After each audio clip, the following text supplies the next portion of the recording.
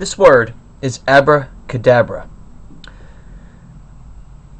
It's a good way to start this lecture, because what I'm going to talk about here is the esoteric agenda that is being kept from us, hence the word esoteric.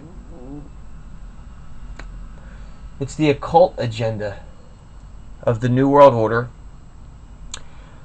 which has got a threefold plan, or the plan that they have, the plan that they're planning is in three parts. And I'm going to attempt to unravel some of the mysteries and theories about this New World Order. And I basically have broken this thing up into three parts, which I'm going to call the esoteric agenda. The first part is a world government comprised of three interlocking superstates. The second part entails the destruction of Christianity through New Age principles and a technological deception. The fourth and final stage is the creation of a new star and claim to godhood, which will ultimately separate the elite, or the New World Order, or the ruling class, from the sheep, or us, or the common population. Okay, what is this world government comprised of three interlocking city-states?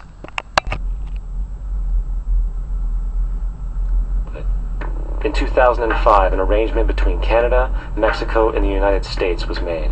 This arrangement, unannounced to the public, unregulated by Congress, merges the United States, Mexico, and Canada into one entity, erasing all borders. It's called the North American Union, and you might want to ask yourself why you've never heard of this. In fact, there is only one mainstream reporter who has actually heard of and has had the courage to cover this issue. The Bush administration's open borders policy and its decision to ignore the enforcement of this country's immigration laws is part of a broader agenda. President Bush signed a formal agreement that will end the United States as we know it, and he took the step without approval from either the U.S. Congress or the people of the United States. It's a deal that few have even heard of. It's being done again by very few people at the very top on behalf of the investment class, but the working class of people, political officials across our country, from communities, from cities and so forth, they don't know anything about this. This isn't some trade agreement. It is a total removal of sovereignty from these countries, which will also result in a completely new currency called the Amero.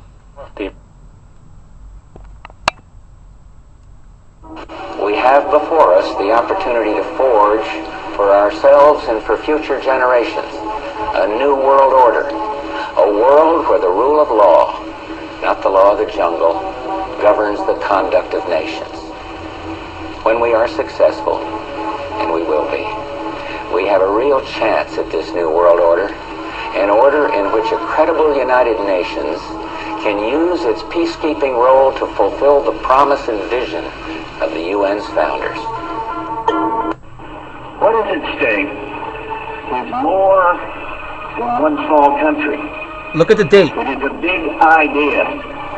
September 11th, 1991. Where diverse nations are drawn together in common cause to achieve the universal aspirations of mankind: peace and security, freedom, and the rule of law. Out of these troubled times, our fifth objective, a new world order, can emerge. Now we can see a new world coming into view. A world in which there is a very real prospect of a new world.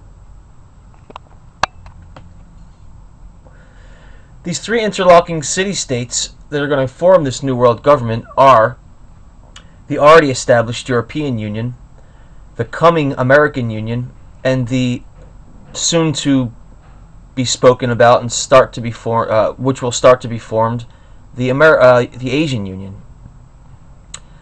Now, this is a picture of, I believe, by Botticelli, an artist from a few hundred years ago, just depicting the building of the Tower of Babylon. And this is, it's not completed yet. So this is just a representation of the biblical story of the building of the Tower of Babel. This is the poster for the building of the European Union Parliament building. Here we see the exact a likeness or a replica of the Botticelli painting. And down here what we see is the motto of the European Union, which is Europe, many voices, or many tongues, one voice, which ultimately was what Yahweh or God came down from heaven, according to the story in the Bible, in Genesis. Ultimately, the union of the languages, or the one language concept, is what Yahweh came down to dismantle or disrupt. So this just depicts the European Union's attempt or ultimate agenda to homogenize Europe, or the world, or break down the borders of Europe into basically make the countries into states, to dismantle their sovereignty under an international network of the European Union. And then we see pentagrams, which are a very occult symbol, which I'm not going to get into at this moment. And you can't really see it here, but if you Google this image on Google Images, the European Union poster, you'll see these are block-headed people, and there's all kinds of other symbols in here to depict this agenda of homogenization and basically brainwashing.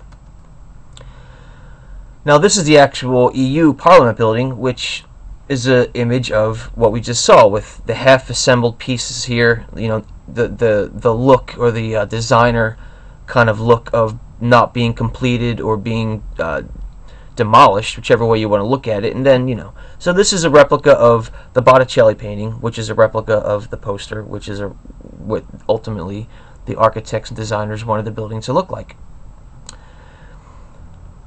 And this is just an EU coin from Greece, which, this is just Greek letters, and this says Europe, and again down here it says Euro. And the image is, again, the 12 stars, 1, 2, 3, 4, 5, 6, 7, 8, 9, 10, 11, 12, which are not representative of the states within the European Union, but have a completely different meaning, which I'm not going to get into now. But what I wanted to point out is the image on the coin, which is basically the goddess on the beast, or in Revelations, this is the depiction of Babylon riding the beast, or the harlot on the beast. So, and here we have the fleur de lis, which was the symbol of the ancient Vatican families, like the Medici family, and a very occult symbol also. And then this is basically what we're really dealing with here, which is the New World Order, Nuevus Order Seclorum, which new order of the secular world, or this is where we get the word secular from, or sect, or sec, or secluded, separated. All these words come from this Latin derivative, and this is the announcing of our mission, or the announcing of the age of the New World Order. So that's what this all means.